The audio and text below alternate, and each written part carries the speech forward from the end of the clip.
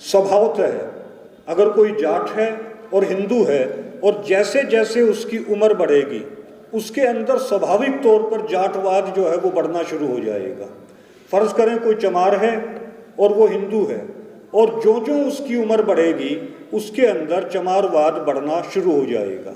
कोई ब्राह्मण है, हिंदू है, और जैसे जैसे उसकी उम्र बढ़ेगी उसके अंदर ब्राह्मणवाद बढ़ना शुरू हो जाएगा। ये स्वाभाविक, ये मैंने अपने भीतर फील किया था कि जब हम लोग अपनी जाति में हैं, हिंदू हैं, तो जो जो हमारी उम्र बढ़ेगी हमारे अंदर जिस भी जाति के हम हैं वो जातिवाद हमारे अंदर बढ़ना शुरू हो जाएगा। लेकिन जब मैं सिक्खी में आया तो यहाँ संगत का प्रेम देखकर, यहाँ संगत का स्नेह देखकर, संगत का परस्पर भाईचारा देखकर मेरे लिए ये हो गया भाई सिक्खी पहले है और जाति बाद में है। ये फर्स्ट परिवर्तन मेरी जो मैंने फील किया सिक्खी में आने के बाद। बच्चे बोल रहे हैं भाई साहब इनको प्लीज़ एक बार कह दें कि भाई, तो सिक्खी में आने के बाद ये मैंने फील किया कि जहाँ मैं हिंदू था वहाँ मेरे लिए मेरी कास्ट प्रायोरिटी के ऊपर थी, और जो जो मेरी उम्र बढ़ रही थी मेरे अंदर जातिवाद बढ़ रहा था। लेकिन जब मैं, और ये मैंने केवल अपनी ही जाति में महसूस नहीं किया बल्कि किसी भी जाति का आदमी हो अगर हिंदू धर्म में होगा, जो जो उसकी उम्र बढ़ेगी उसके अंदर जातिवाद स्वाभाविक तौर पर बढ़ता ही चला जाएगा।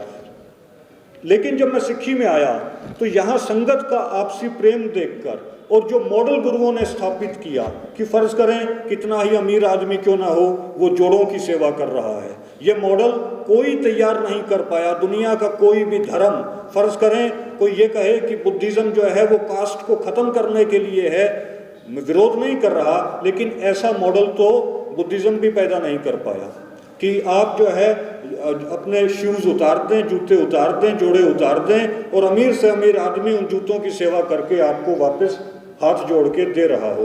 तो ये जो प्रेम है सिक्खी के भीतर जो मुझे दिखाई दिया, ये जो गुरुओं की विचारधारा मुझे नज़र आई, तो मुझे ये समझ में आया कि ये विचारधारा जो है। अच्छा, दूसरी बात कि फ़र्ज़ करें कोई आदमी सड़क पर जा रहा है, आपकी बिरादरी का है, फ़र्ज़ करें कोई जाट है या कोई चमार है या कोई वाल्मीकि है या कोई नाई है, हिंदू कोई भी आदमी सड़क के ऊपर जा रहा है, उसे कोई भी पीट दे, आपकी बिरादरी भी आपके हक में खड़ी नहीं होगी।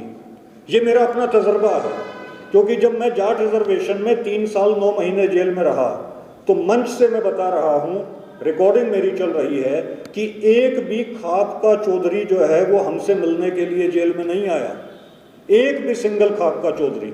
और कुछ खापों के चौधरी तो कैप्टन अभिमन्यु के पास जो हरियाणा का वित्त मंत्री था, जिसकी कोठी को फूंकने का मुकदमा हमारे ऊपर था, उसके घर में जाकर जो है वो हाथ जोड़ के ये बोले कि ये जो लड़के जेलों में हैं इनको आप जात में से निकालो। माने चापलूसी जो है वो हमको हमारी कौमों के अंदर नज़र आती है। तो ये जिसको साहब कांसीराम जी ने कहा कि चमचा युग, उन्होंने किताब लिखी और चमचा युग में उन्होंने लिखा कि पूना पैक्ट के बाद जो है वो चमचा युग की शुरुआत हो गई। जब पूना पैक्ट हुआ उसके बाद कम्युनल अवार्ड के बाद तो चमचा युग की शुरुआत हो गई।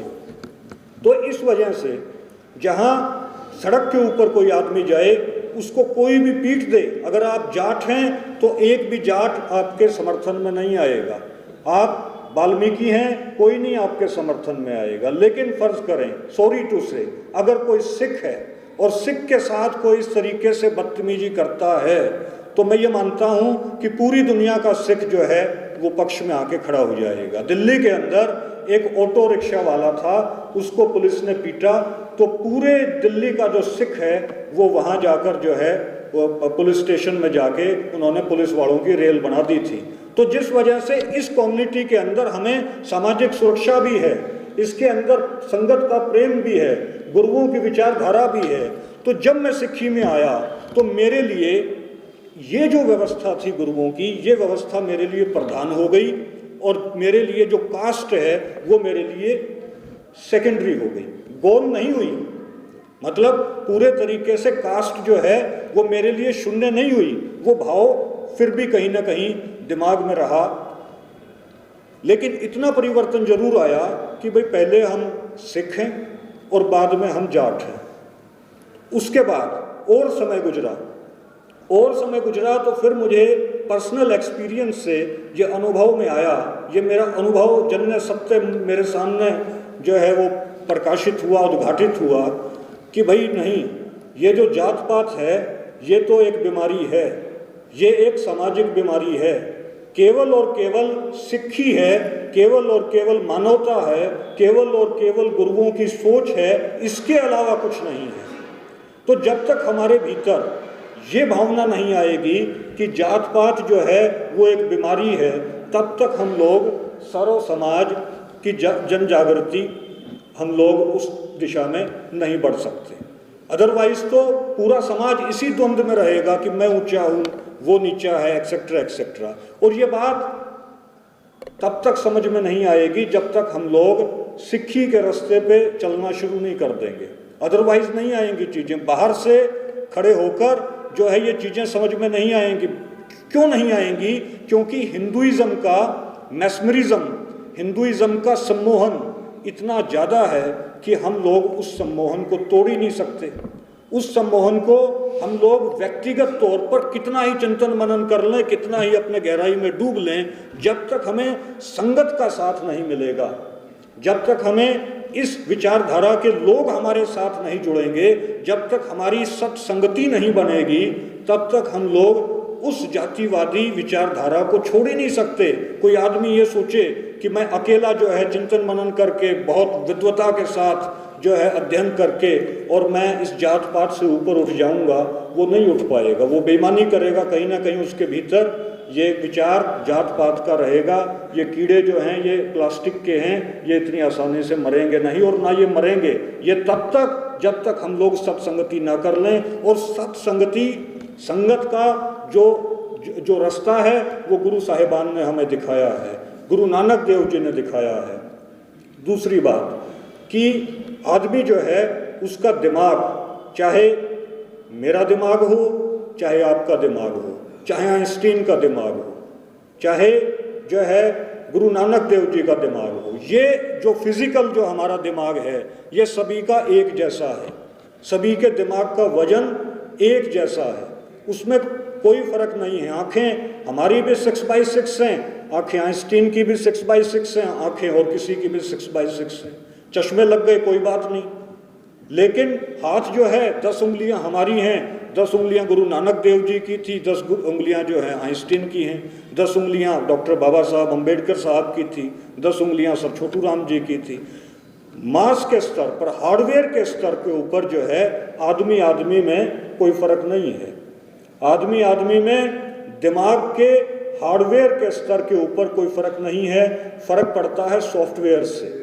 हमारे दिमाग के भीतर क्या चीज़ें हैं, हम अपने दिमाग में किन चीज़ों का हमने बीज बोया है, उन चीज़ों से फर्क पड़ता है। जेता घट तेता मता, घट घट और स्वभाव, कि जितने घट हैं, जितने दिमाग हैं, जेता घट तेता मता, उतने दिमाग हैं, उतने सॉफ्टवेयर हैं। घट घट और स्वभाव, और हर एक आदमी का अपना स्वभाव है। जे घट हार न जीत है, ता घट ब्रह्म समाओ। जिस घट में हार और जीत नहीं है, उस घट में जो है वो ब्रह्म समाता है, उस घट में परमात्मा का वास होता है। एक आदमी एक राजा के पास आया, उसने कहा कि ये हीरा है और ये जो है शीशा है, और मैं आपको चैलेंज करता हूँ कि आप ये पहचान बता दें कि इसमें हीरा कौन सा है और इसमें शीशा कौन सा है। और अगर आप मेरे इस चैलेंज को स्वीकार करते हैं, आप जीत जाते हैं इस चैलेंज में, तो मैं इस हीरे को आपको दे दूंगा। इस हीरे की कीमत आपके राज से 10 गुना ज़्यादा है। और फर्ज करो आप हार जाते हैं, तो फिर मैं आपकी गर्दन को चाहता हूँ। फिर मैं आपकी हार स्वीकार करने की बात नहीं है, फिर मैं आपकी गर्दन को चाहता हूँ। सिर साटे की भक्ति है और कछु नहीं बात, सिर के साटे पाइए होगा तला का नाथ। माने सिर देने की भक्ति है। जे तुझे प्रेम खेलन का चाहो, सिर धर तली गली मेरे आओ। तो ये जो भक्ति है ये सिर साटे की भक्ति है। तो कहा कि भाई मैं, ये हीरा है, इस हीरे की कीमत आपके पूरे राज से 10 गुना ज़्यादा है, और ये शीशा है। आप अगर इस चैलेंज को स्वीकार करते हैं कि आप बता देंगे कि इसमें से हीरा कौन सा है तो मैं इस हीरे को आपको दे दूंगा जिसकी कीमत 10 गुना ज़्यादा है। आप हार गए तो आपको अपनी गर्दन को मुझे देना होगा। राजा ने कहा कि मैं इस चैलेंज को स्वीकार करता हूँ। दोपहर का मौसम था, धूप निकली हुई थी, पूरे राज के अंदर जो है जितने भी जनता थी वो प्रजा थी इकट्ठा हो गई। तो राजा ने कहा कि ये हीरा है और ये पत्थर है, शीशा है, इसमें से आप जो है ये पहचान करें और चैलेंज ये है। तो एक भी आदमी जो है वो आगे नहीं आया, लेकिन एक अंधा आदमी खड़ा हुआ, उसने कहा कि मैं बताऊंगा कि इसमें से हीरा कौन सा है और इसमें से शीशा कौन सा है। तो राजा ने कहा कि तुम कैसे बताओगे? उन्होंने कहा जी कि मैं अपनी गर्दन दूंगा अगर नहीं मैं बता पाया तो दोपहर का समय था, उसने दोनों, एक हाथ में शीशा पकड़ा, एक हाथ में हीरा पकड़ा। उसने कहा कि ये हीरा है और ये शीशा है।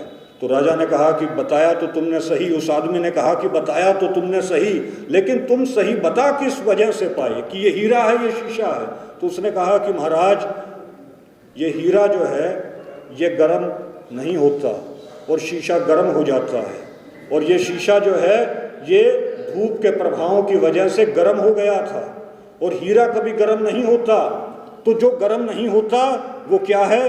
वो हीरा है, और जो गर्म हो जाए वो शीशा है। और गुरु महाराज की लड़ाई को आपको मैं सच बता रहा हूँ, कभी भी शीशे नहीं लड़ पाएंगे, शीशे बिखर जाएंगे, शीशे मैदान को छोड़ के भाग जाएंगे। हज़रत पैगंबर मोहम्मद साहब सल्लल्लाहु अलैहि वसल्लम जब शुरुआती इस्लाम की लड़ाइयाँ हुई तो उन्होंने कहा कि कुछ भी कर लेना लेकिन तुम इस टीले को मत छोड़ना, इस टीले को मत छोड़ना, कुछ भी कर जाना, हम लड़ाई जीतेंगे अल्लाह के फजल से। तो उसमें क्या हुआ कि 70 आदमी थे जो तीरंदाज थे, जो तीरंदाज ट्राइब के जो है लोग थे। उन तीसरा दिन जो है उनका जो लीडर था उसने कहा कि ये पैगंबर मरवाएगा, ये पैगंबर मरवाएगा, हमको टीला छोड़ना पड़ेगा, टीले से उतर के हमको लड़ाई लड़नी पड़ेगी। वो 70 जो तीरंदाज थे वो नीचे उतर गए और 70 के 70 शहीद हो गए। दुश्मन की सेना टीले के ऊपर बढ़ गई, टीले के ऊपर चढ़ गई।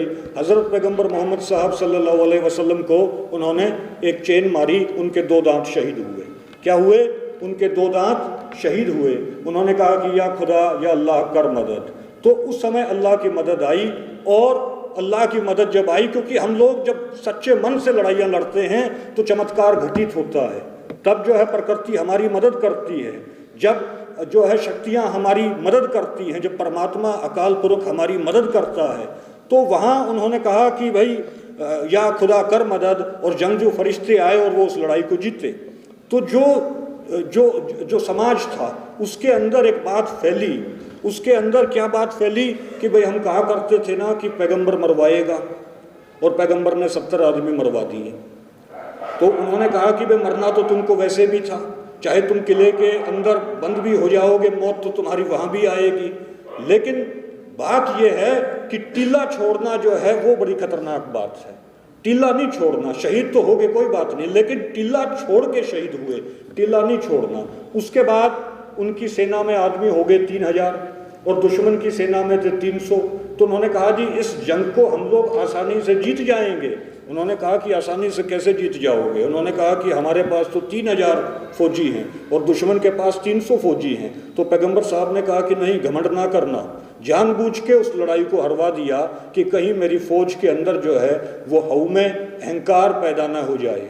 तो इस वजह से जो आदमी टीला छोड़ेगा, ये हमारा टीला है, ये हमारा टीला है, किसी भी कारण से भावुकता में हम लोग अगर इसको छोड़ के जा रहे हैं तो हम लोग अपनी फौज को हराने का काम कर रहे हैं, हम लोग अपनी फौज को हराने का काम कर रहे हैं।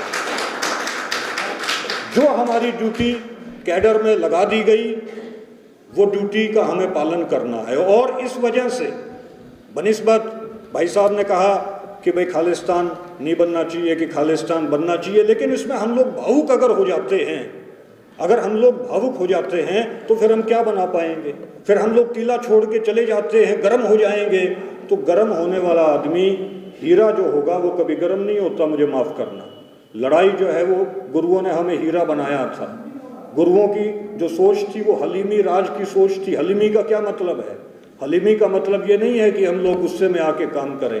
हलीमी का मतलब है कि सब्र से, श्रद्धा से, सबूरी से हम लोग इस लड़ाई को लड़ सकते हैं। और गुरु महाराज जो है, उस ज़माने में गुरु नानक देव जी ने वो उदासियाँ की, वो इज़राइल तक गए, मक्का मदीना तक गए और बांग्लादेश तक गए, श्रीलंका तक गए, पूरी दुनिया को उन्होंने जो है वो पैदल चल चल के गा दिया। बब्बू मान का गाना आया था कि एक बाबा नानक सी जिसने टुर के दुनिया गा दी, माने जिसने पैदल घूम घूम के दुनिया को गा दिया, दुनिया की उदासियाँ की। एक बाबा नानक सी जिसने टुर के दुनिया गा दी, एक अजदे बाबाएं बत्ती लाल गड़ी ते ला दी। कार सेवा दे नाते मंगदे रसद नोटां दी थैली, सुनियाए बाबे ने आज गड्डी ओडी ले ली। तो आज के बाबे जो हैं और गुरु नानक देव जी, और जो घूमेगा उसी का दिमाग खुलेगा, जो घूमेगा, जो यात्राएं करेगा उसी का दिमाग खुलेगा, अदरवाइज तो घर में बैठ के हमारा दिमाग नहीं खुलेगा। मैं जब 8th क्लास में हुआ तो मेरे दादाजी ने मुझे कहा कि बेटा पढ़ाई लिखाई से तू सीखेगा बहुत अच्छी बात है, लेकिन तू है ना रैलियों में जाया कर, जितना तू रैलियों में जाएगा उतना तू सीखेगा, और किसी भी पॉलिटिकल पार्टी की रैली है बेटा तू पहुंच जाया कर। ये जो पुलिस लाइन का ग्राउंड है इसमें रैलियां होती हैं, रोहतक में किसी की भी रैली हो उसमें तू पहुंच जाया कर, उन नेताओं के विचार सुनाकर। तो माने जो आदमी घूमेगा उसी को विचार आएंगे। तो गुरु नानक, जब हमारी फौज फर्स्ट वर्ल्ड वार के अंदर पंजाब के अंदर से पूरे भारत के अंदर से करीबन 14 लाख फौजी थे जो फर्स्ट वर्ल्ड वार में लड़े थे।